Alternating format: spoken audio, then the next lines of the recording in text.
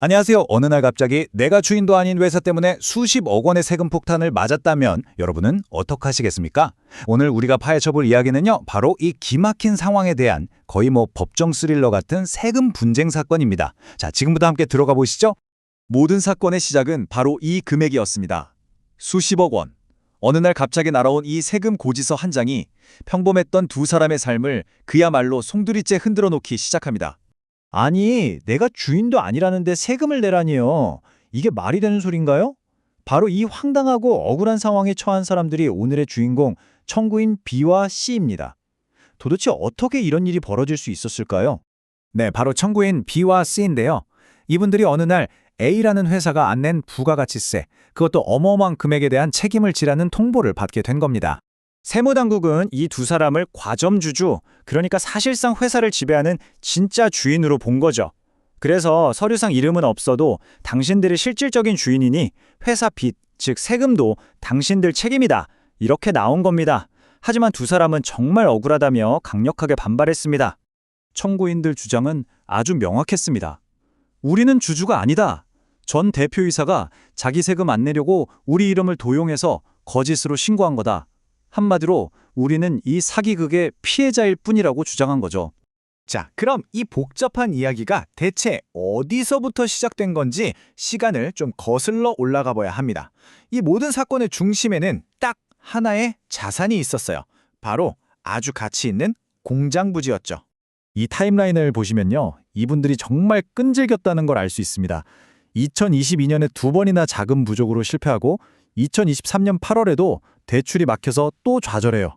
하지만 여기서 포기하지 않고 9월에 훨씬 더 복잡하고 어떻게 보면 좀 더 치밀한 계획을 실행에 옮기게 됩니다. 결국 이들이 찾아낸 방법은 이거였습니다. 먼저 아무 빚도 없는 깨끗한 새 회사, G를 만듭니다. 그리고 이 G라는 회사가 문제의 부동산을 담보로 은행에서 돈을 빌려서 매매 대금을 치른 거죠. 이 새로운 회사가 바로 꽉 막혔던 거래를 뚫어준 열쇠였던 셈입니다.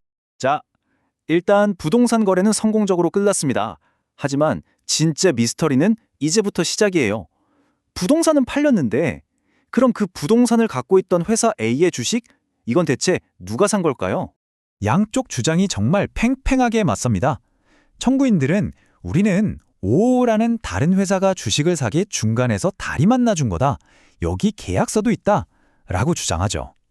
근데 세무당국은 무슨 소리냐?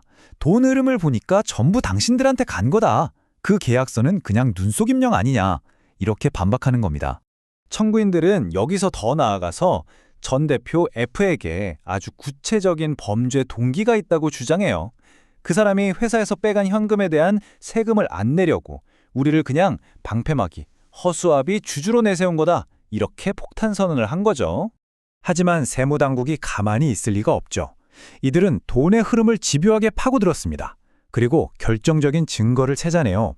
청구인들이 새로 만든 회사 G가 낸 돈이 공교롭게도 주식 매매 대금과 정확히 일치한다는 점, 그리고 그 수상한 O 회사 계약서는 돈이 다 오고 간 한참 뒤에야 나타났다는 점, 결국 돈은 거짓말을 하지 않는다는 걸 보여준 거죠. 이렇게 주장이 엇갈리니 조세 심판원은 서류 뒤에 숨겨진 진짜 진실을 찾아야만 했습니다.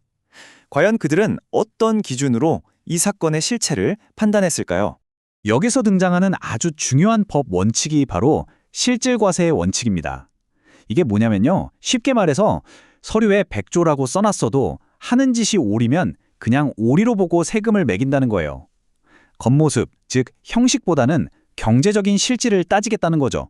세법의 아주 핵심적인 원칙입니다. 자, 그렇다면 심판원이 보기에 이 거래의 경제적 실질, 진짜 모습은 과연 무엇이었을까요? 그들의 최종 결론으로 한번 넘어가 보시죠. 심판원은 저울 위에 한쪽엔 그 계약서 한 장을, 다른 쪽엔 이 모든 정황 증거들을 올려놓고 무게를 잰 겁니다. 보세요. 돈을 판 전 대표는 계속 청구인들한테 팔았다고 말하죠. 돈을 냈다는 O 회사는 돈 낸 기록이 없죠. 거래 끝나자마자 청구인들의 회사 이사로 딱 앉았죠. 모든 퍼즐 조각이 단 한 사람, 바로 청구인들을 진짜 주인이라고 가리키고 있었던 겁니다. 이제 이 길고 복잡했던 드라마의 마지막 장입니다. 과연 최종 판결은 어떻게 나왔을까요?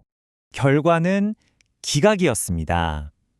청구인들의 주장은 받아들여지지 않았고 수십억 원의 세금 고지서는 그대로 유지됐습니다. 심판원은 결국 서류상의 형식보다는 눈에 보이는 경제적 실질에 손을 들어준 거죠. 이 사건이 우리에게 주는 교훈은 아주 강력하고 명확합니다. 세금 문제에 있어서 서류가 모든 걸 해결해 주진 않는다는 겁니다.